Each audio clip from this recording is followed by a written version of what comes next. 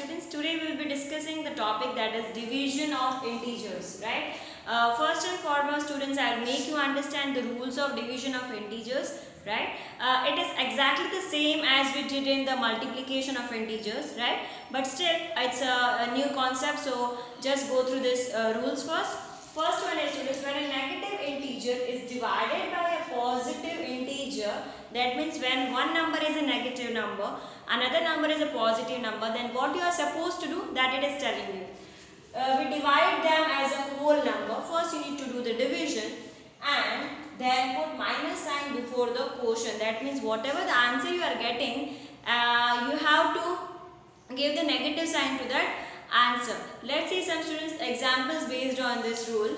Example 1, right? Example number 1, that is minus 10 divided by 5. That means if one number is negative, another number is a positive. First you do the division. So 10 divided by 5, students, you get 2.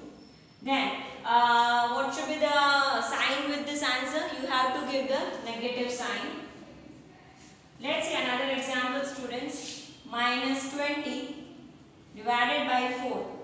First divide 20 by 4, students. So what we get? We get 5. Then this is a negative integer, right? So in the answer we will be giving the negative sign.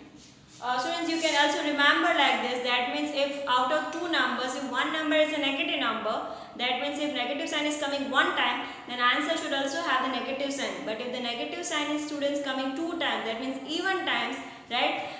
Then you need to give the answer as a positive sign. The same which we have did in the multiplication of integers also. That means if you multiply the numbers, that means if two numbers are there, one number is a negative, then the answer will be negative. If both the numbers are having the negative sign, then you have to give the plus sign. Similarly, the same is there in division also. If one number is a negative number, right, another is a positive, the answer will always be a negative. And if both the numbers are negative, that we are going to see here, right? So second one is when a negative integer is divided by a negative integer, that means both the numbers are negative, students. In that case, what you are supposed to do, we divide them as a whole number. That means your step number 1 is to divide and put a positive sign before the quotient. That means then you have to give the positive sign, right? Answer will be a positive. That means if both the numbers are negative, in that case you have to first divide them and then give the positive sign. That means if negative sign is coming two times, then answer will be positive. If negative sign is coming one time, then answer will be negative. Let's see example, students, here. So example number 1, minus 15 divided by minus 3.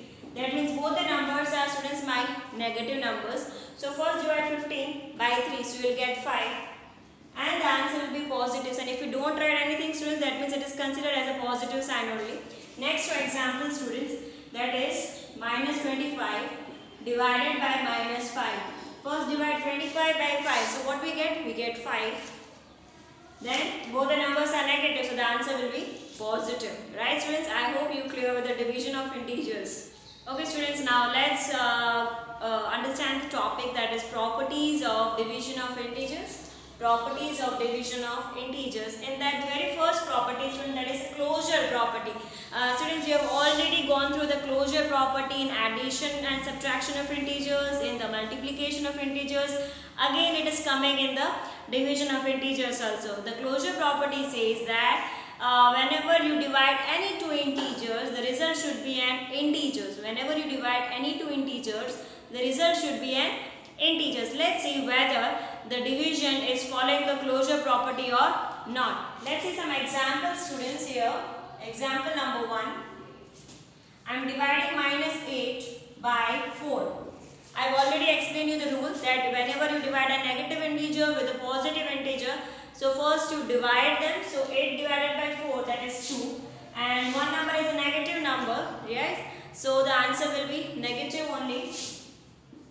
Second case, students, if I reverse them, that means if I say 4 divided by minus 8.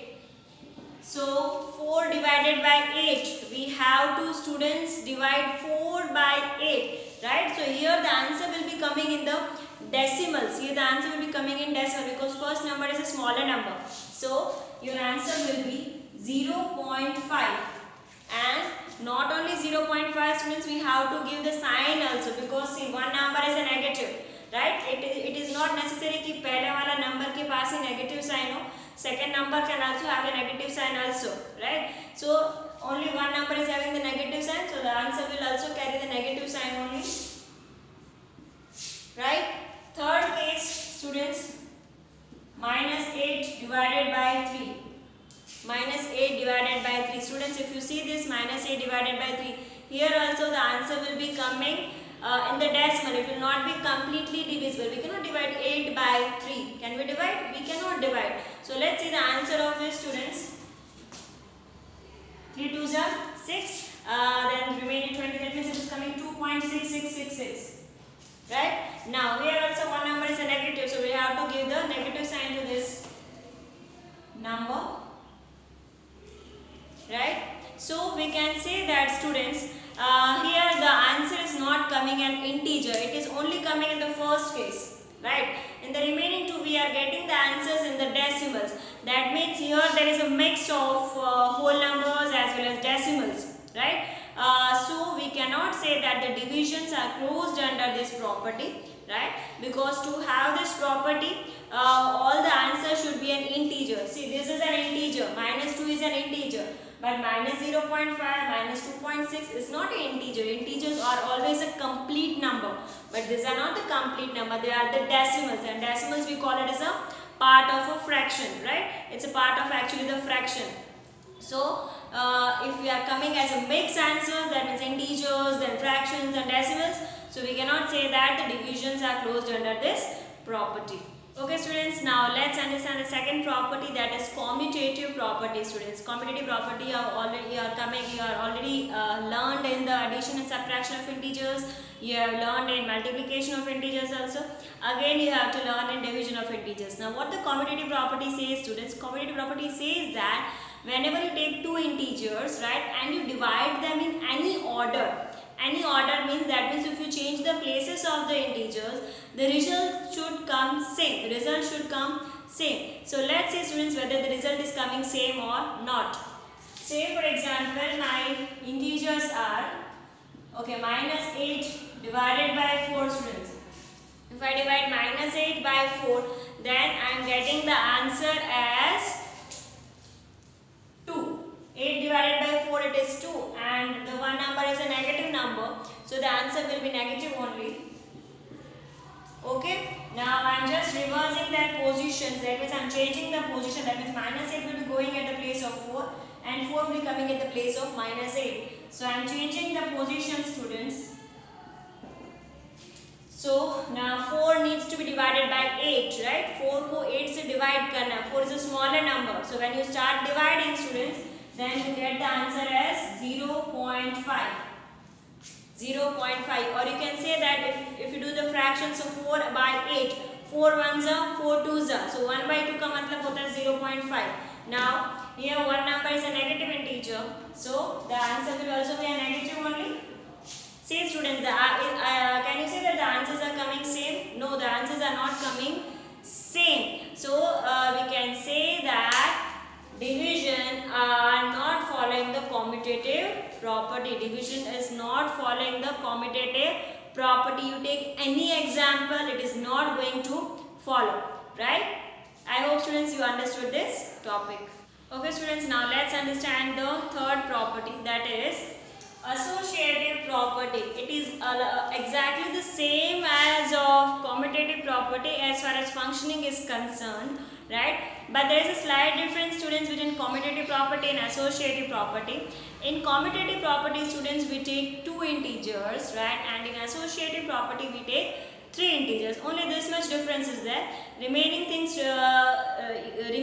are same. That means if you divide the integers in any order, the result should be same. The result should be same. So let's see the property. When we divide three integers in any order, the result should be same. The result should be same. Since I have taken one example for you all, that is, I have taken three integers, -16, 4 and -2, and I have divided them in different orders, and let's see whether the answers are coming same or not. See the first one, students, I have divided minus 16 with the 4. So if you divide minus 16 by 4, students, what you get? You get minus 4 only, because 16 divided by 4 is 4. And this first number is a negative number, so we have to get the negative sign. Then divided by minus 2. Now both the numbers are negative numbers, right? So first divide, so 4 divided by 2, students, we get 2. And both the numbers are negative numbers, so the answer will be positive. So that means here it is 2 is a positive number. Next one, minus 16, right? Divided by, and now I am going to divide first these two numbers, right? And then whatever the answer comes, then we'll divide with minus 16. So 4 divided by minus 2. So if you divide 4 by 2, students, what you get? You get 2, right? But one number is a negative number, so I have given negative sign to this integer, right?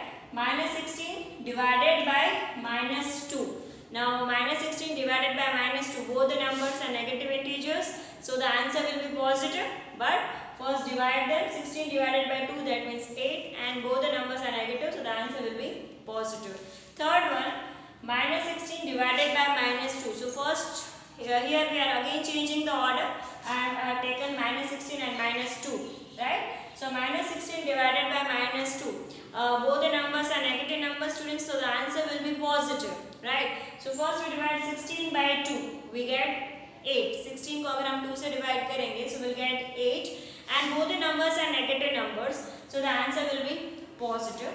And then divide by 4. Divide by 4. Now both the numbers are positive numbers, so the answer will be positive only, right? So 8 divided by 4, that is 2, and the answer is a positive, right? I hope, students, you understood with this property. Okay, students, now let's see the last property of the division of integers, that is division by 0. Division by 0. We cannot divide any integer by 0. In such case, we have to write the answer as undefined. That means, students, we cannot divide any integer by 0, right? In such case, that means अगर ऐसा case कभी भी आएगा आपका, then you have to write the answer as undefined. That means we cannot solve it. We cannot solve it. Let's see the student example based on this property. That means 5 divided by 0. So generally what we see, 5 divided by 0 है. So generally we write the student answer as 0. But this is wrong. ये नहीं चलेगा. This is wrong. In this case, that means whenever you divide the number by 0, right? आप किसी भी number को 0 से divide करते हैं, so your answer should be undefined. Your answer should be undefined. Yes, आप ऐसा कर सकते हो. See, in this case you can write 0 divided by 5. So in this case you can write the answer as 0. अगर आप 0 को किसी और नंबर के साथ डिवाइड कर रहे हैं, then you can write the answer as 0. But when you divide any another number by 0, so in that case you have to write the answer as undefined. I hope, students, this property is clear to you, and along with this the remaining properties also. आभार।